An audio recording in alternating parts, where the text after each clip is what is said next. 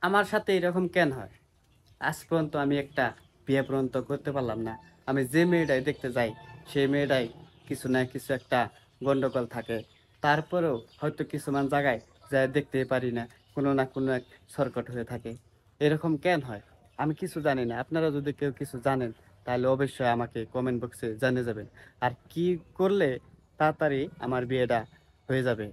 আজ পর্যন্ত আমি একটা বিয়েই করতে পারলাম না ভাই। খুব দুঃখে আছি ভাই। খুব কষ্টে আছি। মনে বড় আবেগ।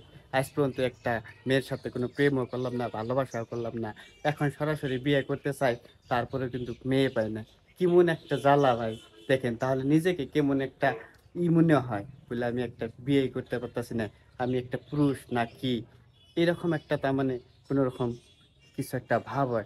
তবে আপনাদের কাছে অনুরোধ, আপনারা যদি কোনো মেয়ের সন্তান পান, ভালো একটা মেয়ে, দেখতে শুনতে ভালো, ব্যবহার-পাতি ভালো, তাহলে আমাকে কমেন্ট বক্সে যোগাযোগ করেন। আমি কিন্তু দেখতে যাব। সবাই ভালো থাকবেন, সুস্থ থাকবেন। খোদা হাফেজ।